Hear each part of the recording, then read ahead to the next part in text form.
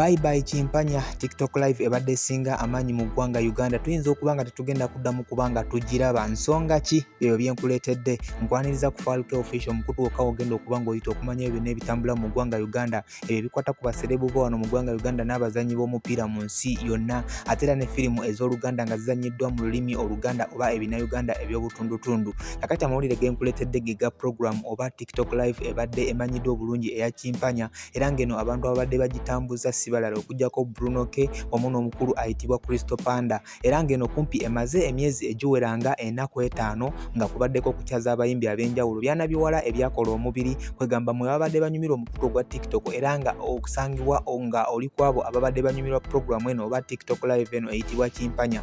Kugambye ye TikTok ebadde esinga amaanyi oba ye TikTok live ebadde esinga amaanyi mu ggwanga Uganda, nga kizibu nnyo wano mu Uganda okola TikTok live n'obeera nga olina omutwalo mulamba nga bakwagisa amaaso bakuwadde obudde nga banyumirwa ebyo byokola. Eno TikTok live ebadde ekikola eya Chimpanya, era nga kitegerekese lwatu nti oluvannyuma lw'okubeera nti bano ababiri ababadde bagitambuza oba babadde bagikwasaganya baafunamu obutakkaanya emabegaawo paka lwe baatuuse ku lunaku olwaleero nga enzikaanya zigaanye okubeera nga nte ziddawo, nga buli omu ndowooza alaba omu alya nnyo mu munne oba omu ateekamu kingi nnyo okusinga ku kya munne. Era nga njagala okutegeeza nti oluvannyuma lwa interviews ez'enjawulo okujja nga zikolebwa ku bantu bano ababiri okuli Crystal Panda wamu ne Bruno K, buli omu ndowooza yazze nga nte ayogera ebigambo ebireetedde munne okubeera nga nte afuna ki eky'okuzzaako. Tetunnaba kumanya oba ye Crystal Panda agenda kusigala nga yeeyongerayo ne Chimpanya, ate ye omukulu Bruno K yavuddeyo n'abeera nga ategeeza nti ku Monday agenda kuba nga atandika show empya oba live empya ku TikTok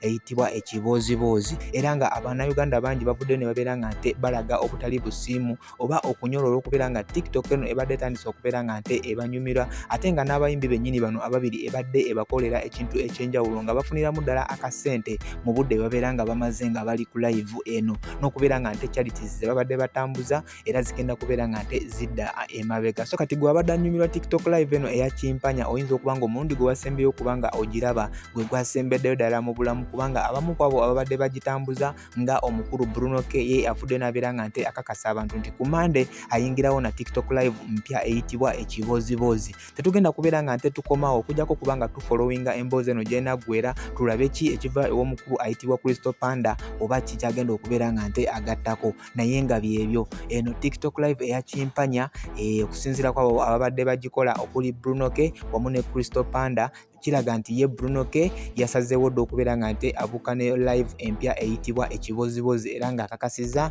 nti eno yakutandika ku Monday. Sigenda kuba nga nsukkawo wano okujjako okubeera nga nninda ki ekigenda okuba nga kiddako ku nsonga eno mbeere nga nkikutuusaako, naye nga gwatannaba kuba nga subscribing oteekeko akadde ku lwa firimu ez'ebinnauganda nga za butundutundu wamu n'ebyo ebibeera bifa ku baserebu bo mu ggwanga Uganda ne wabweru wa Uganda. For now Mukama Katonda akunkuumire. Bye bye.